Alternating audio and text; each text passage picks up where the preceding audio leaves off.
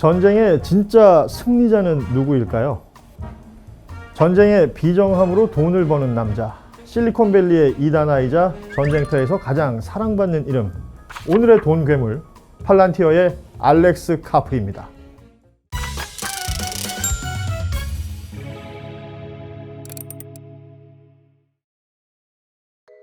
2025년 연간 주가 약 135% 상승이라는 기록적인 성장을 보였던 팔란티어 상장 이후 저점 대비 약 1700% 이상 상승을 보였습니다. 팔란티어의 공동 창립자이자 CEO, 실리콘밸리의 이다나, 전쟁터에서 가장 사랑받는 남자, 모두 알렉스 카프를 수식하는 말들입니다. 엔비디아가 계산을 팔고 오픈 AI가 지능을 판다면 팔란티어는 이것을 팝니다. 결정과 판단이죠. 빅데이터를 통합하고 분석해서 의사결정을 돕는 AI 소프트웨어 플랫폼을 파는 팔란티어. 그들의 대표적인 라인업 중 하나인 고담은 군사작전 계획 수립과 같은 복잡하고 민감한 문제를 해결하면서 정부 기관과 군대 등의 신뢰와 명성을 쌓았습니다. 이처럼 오늘날 팔란티어를 데이터 분석과 AI 플랫폼 기업으로 성장시키면서 타임지 선정 세계에서 가장 영향력 있는 인물 중 하나로 손꼽히기도 한 알렉스 카프. 프랑크푸르트 대학에서 사회 이론으로 박사 학위를 받은 철학도입니다. 그가 자주 쓰는 단어는 민주주의, 전투적 가치, 실존적 위기 같은 단어들입니다. 비즈니스 용어와는 다소 거리가 있습니다. 또한 그는 아군과 적을 나누는 데 주저함이 없죠. 아주 폐쇄적이고 강력한 보안 정체성을 그대로 드러내는 모습이라고 볼 수 있습니다. 원색의 화려한 운동복, 또 산발한 머리, 갑자기 일어서거나 손을 가만두지 못하는 이 돈 괴물은 화려히 빛나는 도시가 아닌 이곳에서 자주 출몰하며 서식합니다. 바로 작전실이죠. 전 세계의 지정학적 위기가 시작되는 이 작전실에서 그는 결정과 판단을 팔아 국가의 안보 지분이라는 튼튼한 재료를 얻습니다.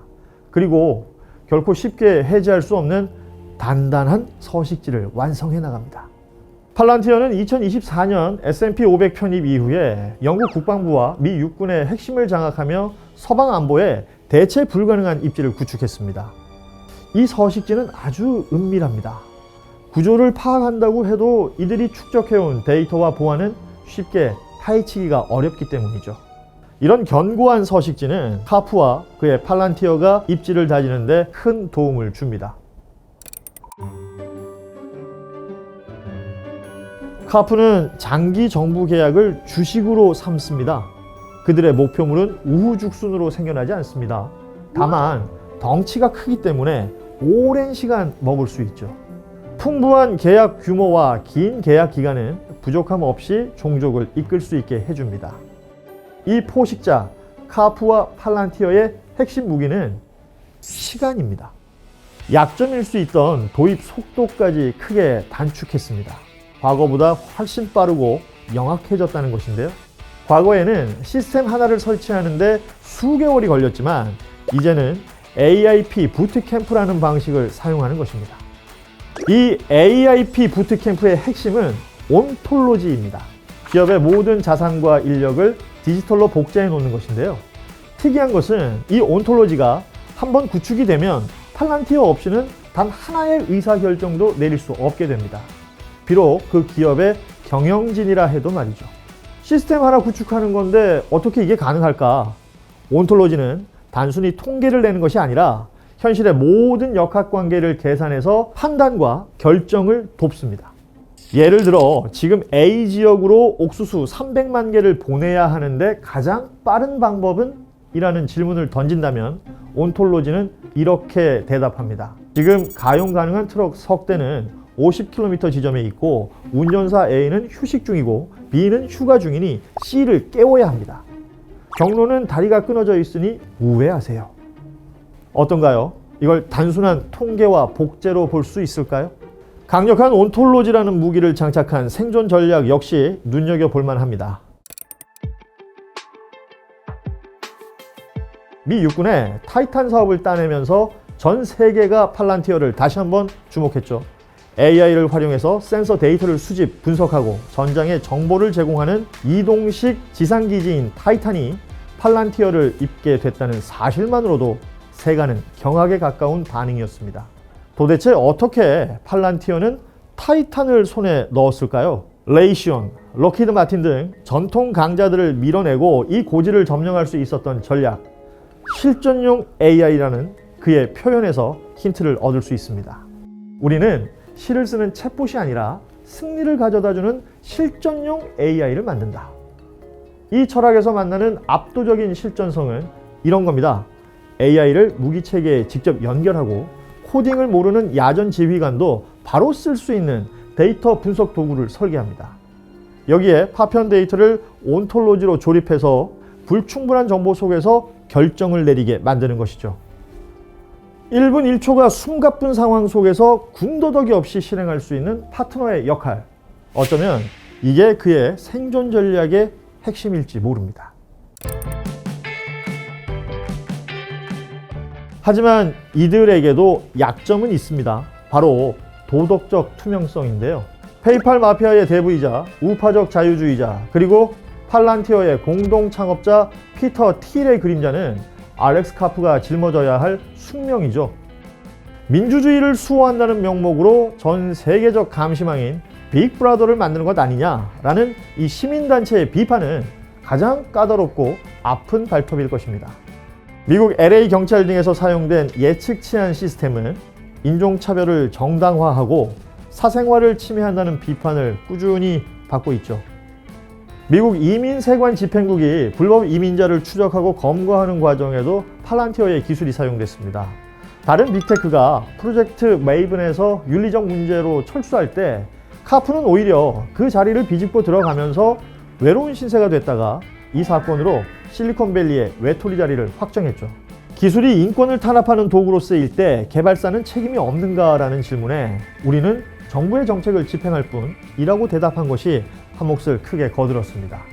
또한 그림자 프로필과 데이터 독점에 대한 논란과 지탄도 계속해서 이어지고 있습니다. 알렉스 카프는 과연 인권 탄압의 기술적 공범일까요? 역할이 충실한 기업가일 뿐일까요?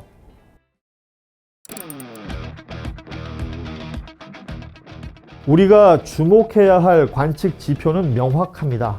2024년부터 2025년까지 이어진 연간 140% 이상의 급등세, 그리고 PER 300배를 넘나들면서 불거진 고평가 논란, 여기에 하나 더 EPS 성장 속도 역시 관측이 필요합니다.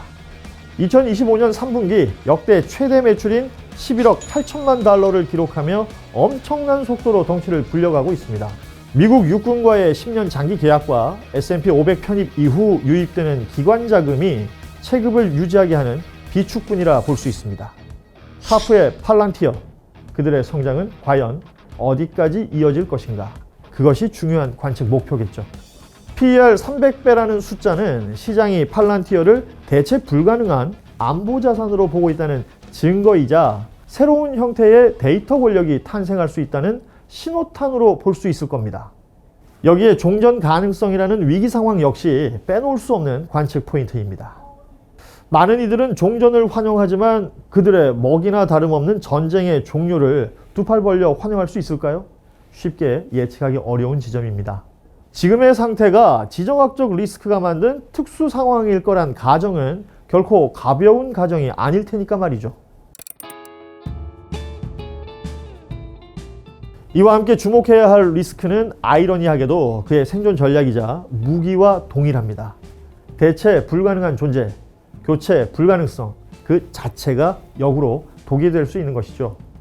시스템이 오판을 내린다면 그 오판으로 인해 발생할 수많은 피해는 누가 감당하고 책임을 지게 될까요? 그 과정에서 파생될 수 있는 수많은 문제와 논란은 아마 그를 공격할 최전방의 천적이 되겠죠. 위험과 전쟁을 먹고 자라나는 비즈니스 모델 특성상 지정학적 긴장을 해소하면 성장이 멈추고 침체에 이를 가능성 역시 리스크로 존재합니다. 다만 아직은 세계 질서가 그의 편인 것 같군요. AI가 쓰일 수 있는 가장 차갑고 냉정한 자리에 털을 잡은 알렉스 카프. 우리는 이를 비난해야 할까요? 아니면 이 괴물의 등에 올라타야 할까요? 판단과 결정의 가치, 그 가치의 기준을 우리는 어디에 두어야 할까요? 방아쇠를 당기진 않지만 방아쇠를 누구에게 당길지 결정하게 하는 남자. AI라는 파도 속에서 실전의 가치를 판 남자. 알아두면 돈이 되는 신비한 동물사전, 오늘의 돈괴물 알렉스 카프였습니다.